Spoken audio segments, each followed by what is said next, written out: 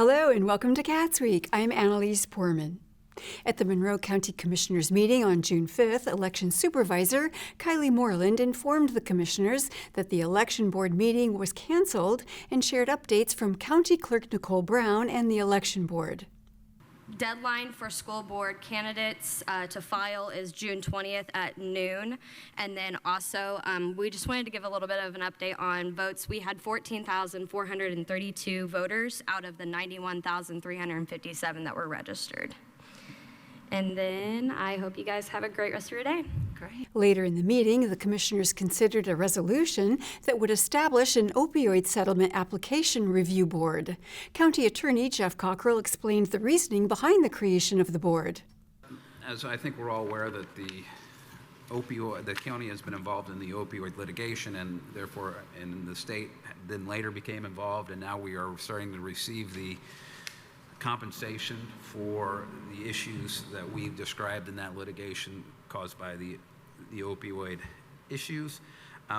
The working group has indicated that we're going to do an application process where people can come in and make requests for using of these funds. And so this is a formal committee to look at that process and look at those applications to make recommendations to the commissioners and the council. It will consist of 6 members, 5 of which are voting members. One would be a person with lived experience chosen by the Board of Commissioners. One would be a representative of the Health Department, again chosen by the Board of Commissioners. A representative without any strings attached by the Board of Commissioners, a representative that the County Council appoints, and a representative from the Board of Judges. The non-voting member would be a member of the auditor staff because they need to be knowledgeable on how we're spending our money. I think there was, and one of the ways this is different than a lot of our other boards is that we understand that there may be conflicts with board members and certain applications, namely that they're involved with that organization, and these are going to be reviewed quarterly. So this indicates that if someone has to recuse themselves for any item that quarter, they recuse themselves for all items that quarter, just to make sure it's consistent, that they're consistent reviews of all the applications at that point in time. So that's really the big difference than what we see with most of our boards. So if you have any questions, I am more than happy to answer them. Thank you so much. Commissioner Penny Githens thanked the working group that initiated the application process.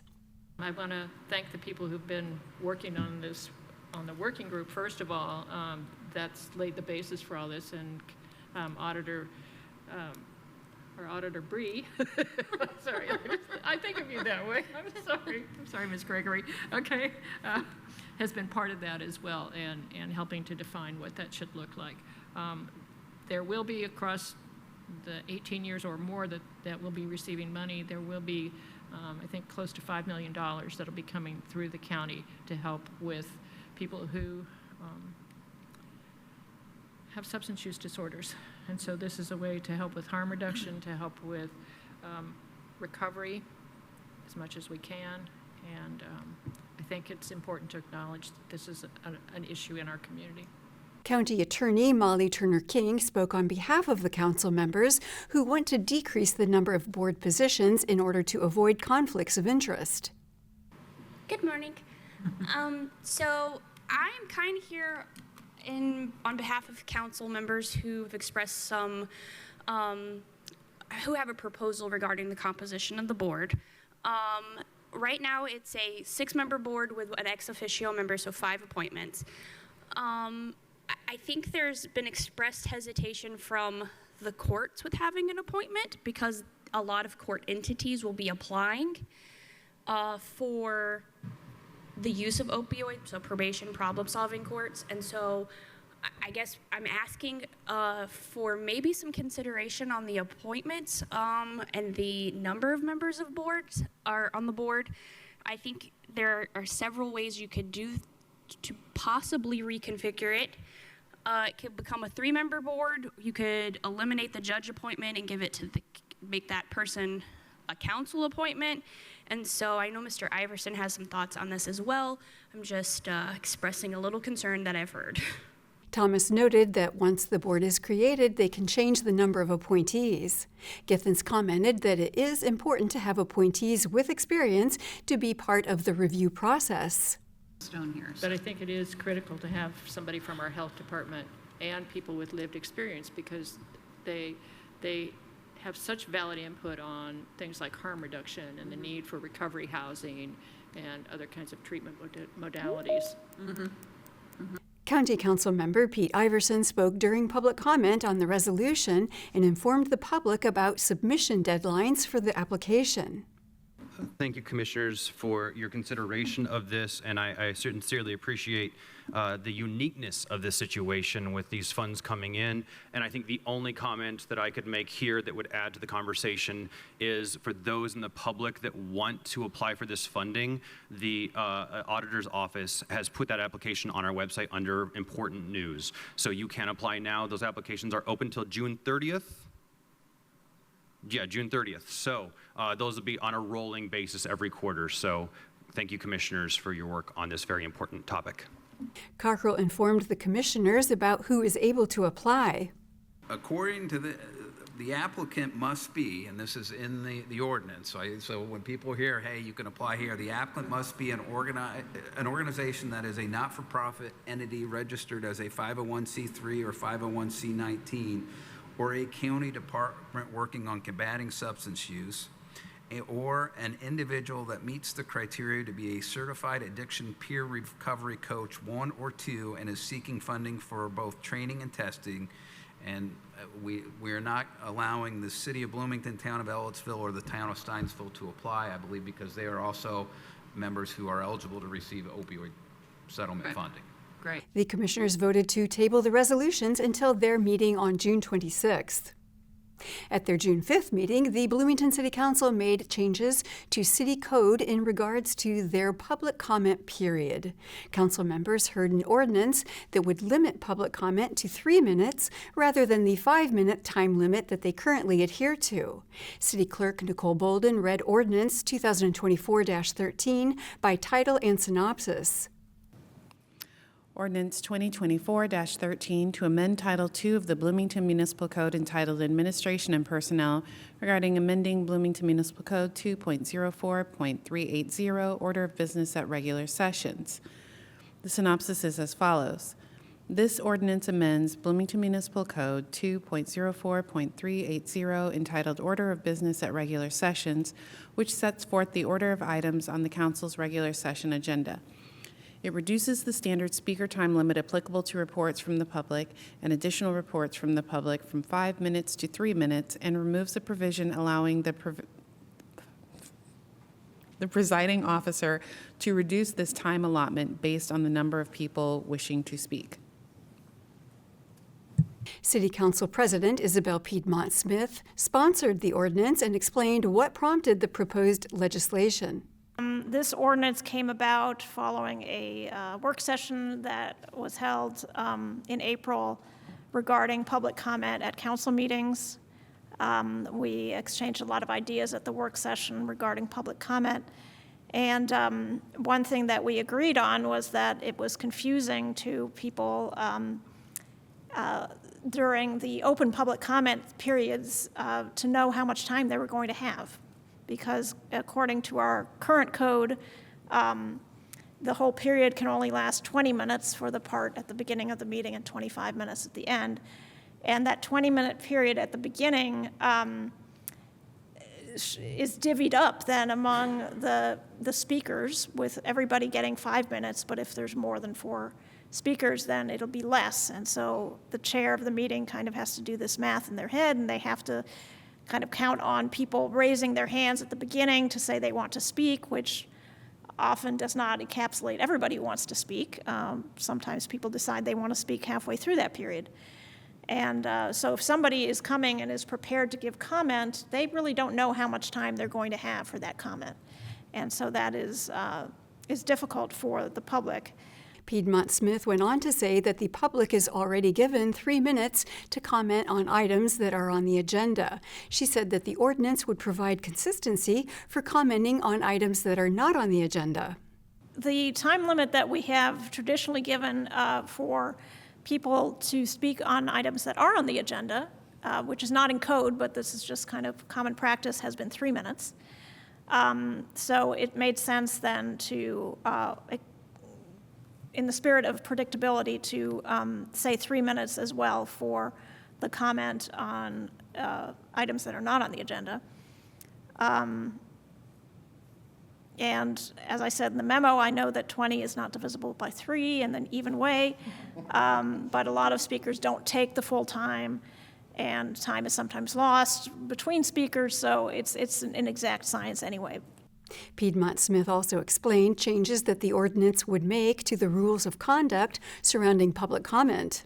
So if we adopt this change, we also need to make some changes to the document called Rules for Making Public Comment on Agenda and Non-Agenda Items, which we can talk about if this ordinance is approved. Councilmember Dave Rollo said he's generally supportive of the proposal. However, he asked City Attorney Stephen Lucas whether the council could suspend the rules in special circumstances. Lucas responded that the council could make exceptions by a majority vote. Yes, I'm generally in favor of this, but I wonder about exceptions. So, Mr. Lucas, if there was a special presentation by the public in which they could consolidate their comments, or, could we suspend the rules in order to amend this? I believe so. Just pulling up the code section. If you give me a moment. Our local code provides that the council can amend the normal order of business by a majority vote, including the time limits. So either ahead of a period of public comment at the beginning of a meeting, the council can by majority vote both amend the order of business as well as the time limits provided. So just by majority vote? Yes. Okay, very good, thanks. Then the City Council heard a proposed amendment to the ordinance. Council parliamentarian Hopi Strasburg explained the purpose of the amendment. One of the things that happened in the last meeting was that it went late, and it kind of got brought to my attention brought to my realization that there's the potential with first readings happening after second readings, that if for some reason second readings went very long, past midnight, then we might never get to first readings. And that was a concern that was on my mind. And so to that end, Amendment 1 changes our normal order of business to put first readings before second readings. So then there's not a chance of an unfortunate delay in any ordinance that might need a first reading. And that is the only thing that it does. So if anybody has any questions or concerns, please let me know. Council Attorney Stephen Lucas recapped his overall thoughts on the amendment, saying he supports it. I think this change makes sense given our local restriction on debating or amending any legislation at first readings. Robert's Rules of Order generally suggests that old business be taken care of before new business. However, our local code prevents the council from debating or discussing legislation for first reading, so I don't have any concerns with moving that agenda item up before second readings. The council voted 9-0 on the amendment. Next, a local resident and former city council member, Jeff Richardson, offered a public comment on the ordinance as amended, suggesting that the council could have separate meetings for more in-depth discussions. My points relate to how to consider the 3-minute rule as it applies to the overall intention of enhancing and encouraging public participation in city government. And it follows very nicely on the former discussion about the former ordinance. It's all about enhancing communication. So my points here are more narrow. I totally support finding ways to enhance public participation. The first one is to consider the possibility of having meetings on major issues that would allow more in-depth discussion before the general public comment session. For example, during the 9-hour council meeting where the tents in the parks item was on the agenda, I think that, as I recall, the experts had 3 minutes to speak, just as did the general public. And in hindsight, upon reflection, I think the council might have considered having these recognized experts speak before the general public got their 3 minutes and have a fuller discussion about the facts, laying down the foundation, not unlike congressional panels, if you will. I think this would likely enhance the kind of discussions that everyone's looking for and would inform the public at the same time. The second quick point is at the discretion of the chair.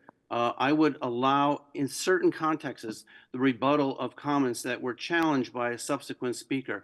For example, when the police union folks were sharing their concerns about moving into the showers building, arguing, for example, or sharing some statistics, the former mayor questioned some of those stats afterwards, and he had absolutely the right to do so. But under the current rules, and incidentally, those two police union members only had 3 minutes to speak, even though they were dramatically impacted by this decision. Under the current rules, there was not a chance for them to rebut or to clarify.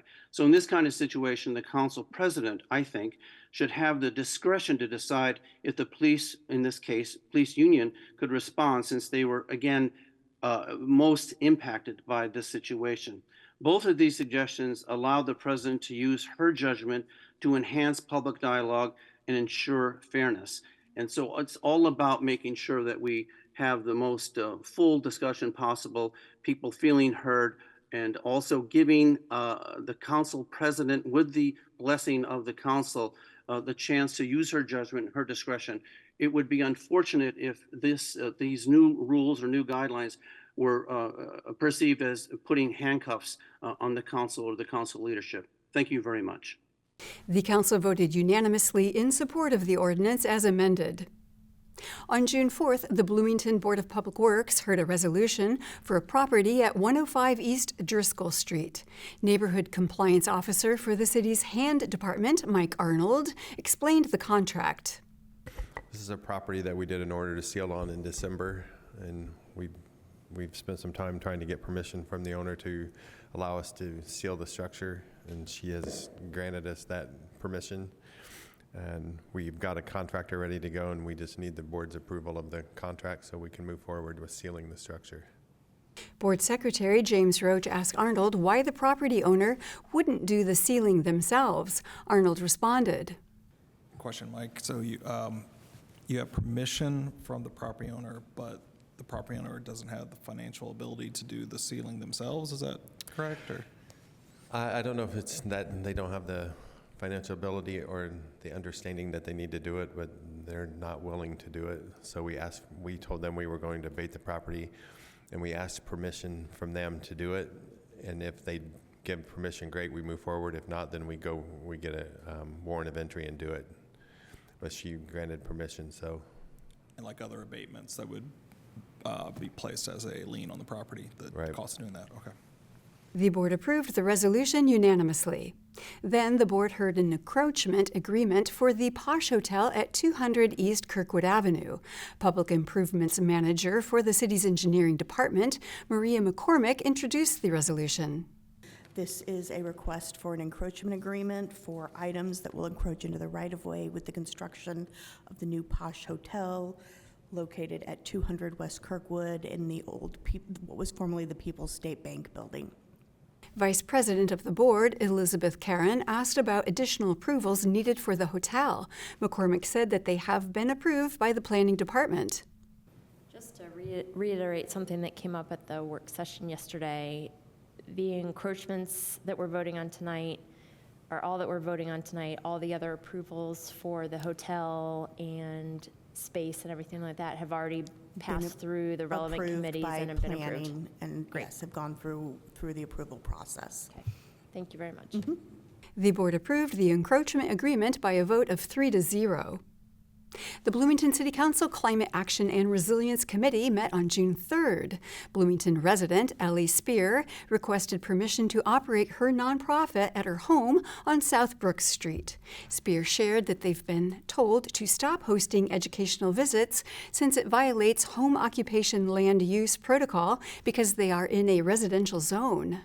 So with this outpouring of questions and interest and people saying, could you could you educate us on these different topics? Oh, I see, what is that? Oh, it's a worm composter. Oh, how do you do that? We started going, well, how can we do this on a larger scale? And so we decided to open up a nonprofit with the understanding that we needed to do everything for free and that's why we started getting grants or if someone wanted to donate money to the nonprofit. We came to find out this past spring that this was not acceptable. And so we've been told that we need to stop doing what we're doing. And so now we're here before you saying we have volunteers that want to continue. We have students, we have a connection with MCCSE. They want to continue to send us. So and on this page, you can see some of the groups we've already worked with.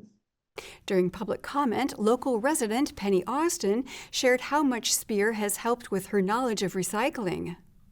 But she is single-handedly trying to save the city of Bloomington and the climate and the world. And I think that this committee and the city of Bloomington should try a little bit harder to maybe support Ellie Spear. Thank you. Appreciate it. City Council at-large Representative Matt Flaherty decided to table this concern until their following meeting. During updates from city staff, Assistant Director of Sustainability, Sean Mia, gave a presentation regarding the city's progress on the Climate Action Plan. Mia discussed multiple programs, including an e-bike voucher program. We have launched an e-bike voucher program. So we have contracts with Bike Smiths and Revolution Bike and Beam for $15,000 each. So general population can apply for a $500 voucher, and low-income residents can apply for a $1,000 voucher to purchase an electric bike. So far we have provided 12 vouchers for a total of $6,500. And so we're continually working with them and trying to promote this program and try to get more people to apply for vouchers. Mia then went on to discuss goals for urban gardening. Local food and agriculture, increase food and nutrition security citywide, increase local agricultural resilience. And so in 2023 and 2024, we provided Hoosier Hills Food Bank with $10,000 per year to purchase locally grown food and distribute to low-income families. In 2023, and then also this grant is pending approval for Mother Hubbard's Cupboard to provide $10,000 per year to support their gardening program. 2024, also with the Bee Coast Sustainable Neighborhoods Grant Program, if a group of neighbors want to get together and install, raised garden beds or whatever they want to do to garden together, there's grants available for that. And then I'm just starting a 2024 urban gardening implementation team. There's several people here that will be on that team. And our goal is to increase urban gardening throughout the city. Mia went on to speak about further grants that will be available to residents of Bloomington. The next Bloomington City Council Climate Action and Resilience Committee meeting will be held on Monday, August 5th. And that is all for Cats Week. Thank you for joining us. For Cats and WFHB, I'm Annalise Porman.